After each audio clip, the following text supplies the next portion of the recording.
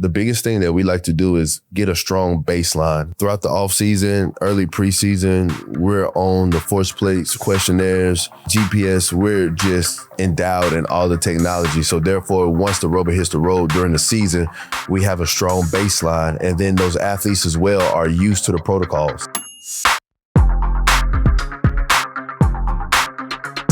Okay, welcome to VALDCAST. Braylon, how are you? Doing good. How are you doing today? I'm doing good. We're here.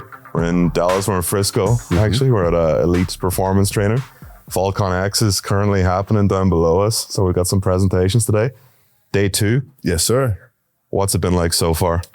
It's been it's been good. I think the process I enjoyed the most is just collaborating with everybody, meeting new faces and being around people who are excited about what they do and passionate. I mean, that's always fun. That's not work. So I'm enjoying that process. I think getting people like in person together, it's so difficult when you're in elite sport or you're all around the world, different locations, even across the States. It's such a big country. Yeah. So getting people together is huge, but that's awesome. It's great to have you here. This will be pretty informal. We're not going to go too hard on any topic, but before we get started, for anyone who doesn't, know who you are, give me a quick 30, 60 second intro into to you, where you came from and where you are right now. All right, so my name is Braylon Tatum. I'm an assistant strength coach / sports scientist here at the Dallas Cowboys. Majority of my career, I've been a strength coach, but one of my things that I always tell people, if you're a good strength coach, you're already a sports scientist because you're constantly seeking objective truth, but you're being passionate behind what you're doing. I started my career off at the Michael Johnson Performance Center, and I always like to pay homage to those guys because they're very innovative. They go deep into the biomechanics of training. So from there, I've been at multiple college sites, North Texas, UTSA, Nicholls State, and TCU. And just every pit stop that I had was an opportunity to grow. And now I'm here with the Dallas Cowboys. I actually got the opportunity through the Marcus Paul internship. I always have to pay homage to him as well because he actually died in office. So now they give that opportunity to young professionals like myself who are trying to get within the professional setting. So that opened up that door for me, and I'm here today. Awesome. Yeah. So what are we talking, 10 years ago when you got started?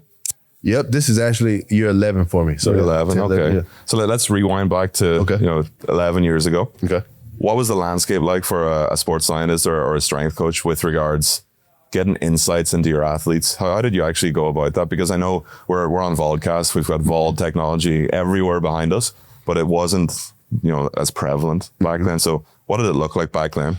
Honestly, around the time I stopped playing football and around the time I got into coaching, I think it was almost non-existent in the places I've been. It was like, hey, you do what you're told and you just run through the wall without asking any questions. And now we live in a time to where athletes want to understand the why. And if you look at it, these high school athletes are able to make millions, fresh out of high school. So now it is important. Their body is a business and you just can't do anything that you want to do and just say, hey, it's going to work. No, you got to have that objective feedback. And I think that's what VALD and a lot of these products offer now because we're not just leading blindly into what we're doing. It's actually with substance. So that's one of the good things. But back then, no. Back then, okay. So surely there was a way though that you got insights. Did you do questionnaires, heart rate, anything like that? Or a little. Yeah. Well, at the Performance Center, at the Michael Johnson Performance Center, yes. But I'm thinking from a collegiate level, when GPS and all those things weren't as relevant, you depended more on the communication and your interaction with your players. I think that's huge. And it's still probably one of the top ways to figure out information. Yeah. If you're consistently checking the temperature of your team.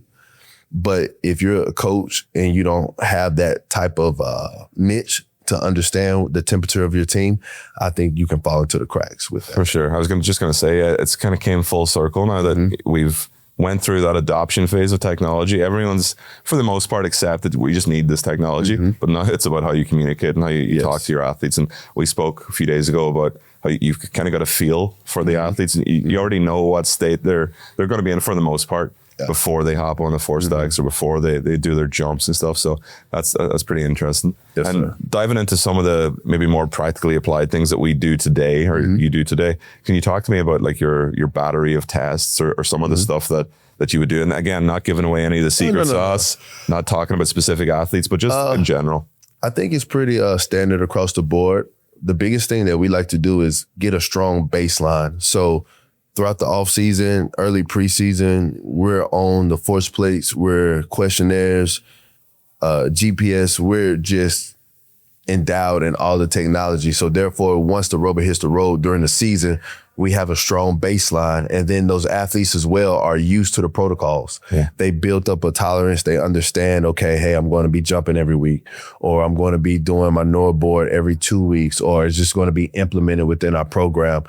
We've actually tried to integrate it as much as possible, even from a competition standpoint. You know, like we might have a leaderboard up this week that says who can produce the most force on a plyo push-up. Just anything just to get the guys engaged in competition and then getting them used to the equipment. It doesn't seem like a task. It's just part of the process at that point. For sure. And when you make decisions based off, you know, if a guy shows up and he's not as fresh as he should be, what type of metrics are you looking at? So one of the huge indicators that we like to look at as far as like a state of readiness is the RSI. So it'll let us know if the nervous system is shot. And honestly, we will look at, if you look at the time force curve when they're jumping, if they have a shift in their jump strategy, that'll be something that we'll address. And if we do that on top of the RPE, monitoring how they move at practice, we just combine all those pieces to the puzzle to make a decision. But communicating with the athlete about their results and how they're feeling is huge. And I think one of the things I learned with Vald and just their equipment, it was a great conversation starter. So I would notice like, oh man, you know, your numbers are a little off. How you feeling? Oh, I feel great. I just have this going on. Oh, okay. Have you talked to the medical staff about that yet? No, but okay, well, let's get that process going. So it's just a great conversation starter at that point too. Yeah, I've heard that so many times, even this weekend. I think the key phrase is data is an opportunity for conversation. So thinking about it that way and showing your athletes that you have their back and it's not going to be used against them. It's not going to be used to make decisions at the end of the season and that type of stuff, which I think players are still a little bit skeptical of. When there's money on the line and when there's, you know, their performance and stuff. So that makes complete sense. And I guess on that note, so you're at like you're at the top level now, and every year you're going to welcome in a few new guys. NFL Combine was, well, we saw some 40s yesterday, some impressive 40s, but how do you go about that process when you welcome in some of your new guys? Because you'll get all of their data from the combine, no doubt, but you may not get too much else from, you know, where they've came from. So I'm curious to pick your brain on just what does that look like? So we have a whole intake process, and I think that's very, it's intensive to the point to where we're collecting as much information, but it's almost like how we're doing right now. We're having a conversation, and I think the athlete has to know up front that we're trying to build something personally for you. Your body is your career. And as strength coaches, as in the sports performance world, we don't control your time. Our goal is to make sure the best version of you is out there on the field. We don't care nothing. Well, we do care about your playing time, but we separate that. So I think that's our niche, and it allows us to break down those walls. And we understand that, hey, things that you may have worked for you in the past, we're going to try to incorporate that.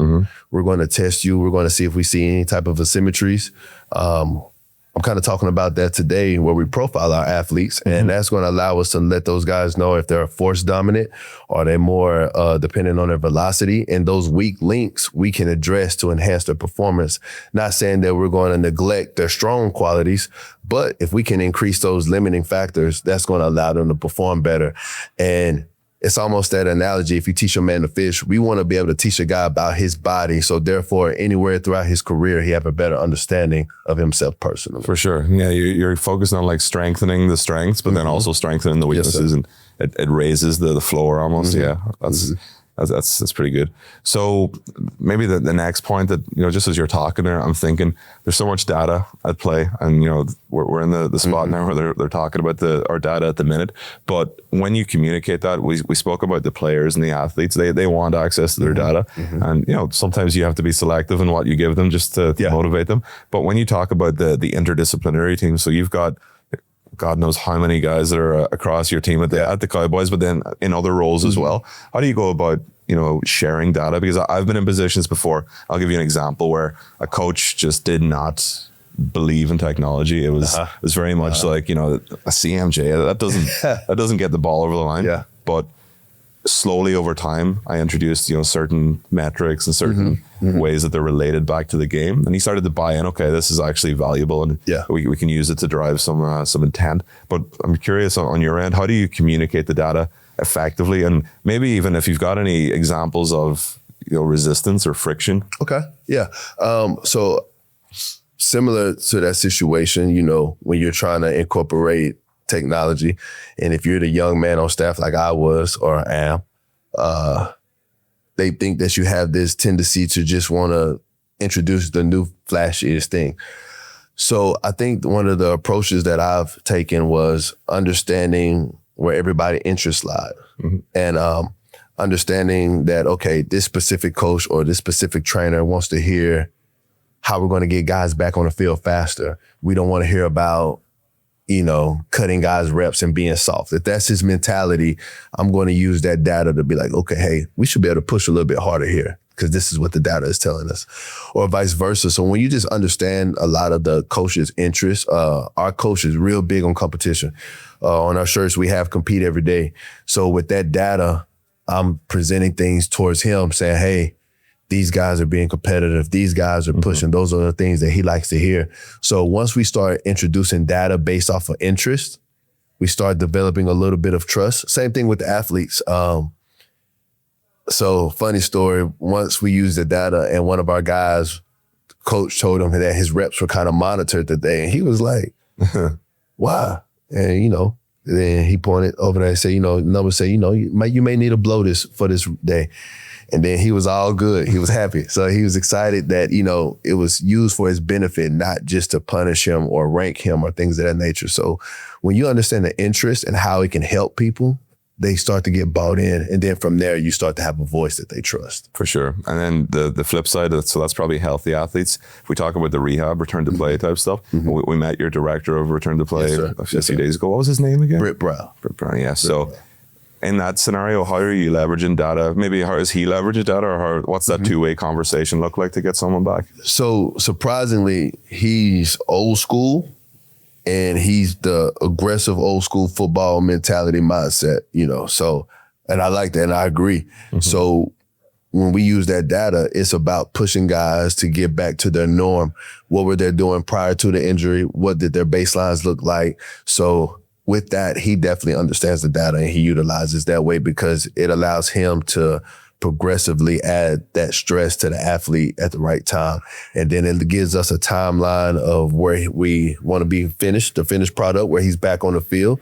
So it just gives us the blueprint on the way there. Yeah, that's awesome. It's great to see that because sometimes there can be friction. It can get in the way, and you got to keep the athlete front and center. And as long as the athlete is the main thing when you make decisions, that's all that matters. That's pretty much it. Awesome. Yeah. Cool. I think we align on a lot of things because I'm very much of the opinion that I'm a sports scientist, but playing the game is all that matters. So exactly. I hate the perception of sports scientists where it's a guy with a GPS iPad and they go to the coach and say, you got to pull him because he's exceeded his HMLD or he's exceeded his sprint distance, but he might have scored 5 touchdowns. So it's, you got to weigh it up as well. Yeah, exactly. That's awesome. So final talking point. You're talking here today at VALDCAST. Give me a 2-minute rundown. What are the attendees gonna get from your talk? So similar to what we touched on today, I wanted to cater the presentation to something practical, something tangible that you can use. I feel like with sports science, there's so many rabbit holes you can dive down. So I wanted to narrow it down to something specific that we do to help our athletes. And we do understand our athletes' limiting factor. And whatever that limiting factor is, we can use the profile, the force plates to profile the athletes. And with that, it's going to help you make better decisions guided towards your programming and your training. The thing is, with today's society in sports, the opportunity for a true off season is limited. Your athletes are here for a good time, not a long time. So with that being said, how can you give them the most effective program with the limited time you have available? And that's understanding your athlete, them understanding themselves, and them buying into that process. Like right now, we are not able to work with our athletes till like the end of April. We have athletes working in this very building that we're in today. But we have some athletes who may not decide to work out until April. So you're going to have guys all over the spectrum. And it'll almost be negligent for us to assume that everybody's at the same starting point. So that gives us a little objectivity with our approach towards our training. For sure. And you've got no control of what those guys do and who they do it with. Exactly. Outside. So, So it's a big question mark. Let's not get into that rant. But okay, cool. The final thing I always end on, I throw a curve. It's not really a curveball, but it's a different type of question. But for the next, let's say 5 years or the next 4 years, the next Olympic cycle, let's call it, what do you think is the biggest skill that practitioners need to focus on? So if we're talking about, a new grad coming out of school looking to get a role in sport, or someone who, like yourself, who's seasoned and looking to keep innovating, what do you think the next frontier is? So I'm going to mess this quote up, but the director of player performance or sports performance for the Detroit Lions, I want to say his name is Mike Clark. We met him at one of our dinners before the game we played Detroit, and he told us that, I'm probably going to mess this quote up, but you're going to understand what I'm saying. We'll paraphrase it. So he was saying that Usain Bolt did 80% of what Jesse Owens did. So there's nothing new under the sun with that. But I would tell young practitioners or even experienced, continue to learn and relearn what you already think you know to have a deeper understanding. So when you have a deeper understanding and you really know the foundation, 80% of those principles that don't change, have an open mind to the other 20% to be innovative. So when these new technologies come, you can apply it in the right context. Sure. And it's going to have so much value behind it. And I think that's where a lot of people miss the gun when it comes to technology.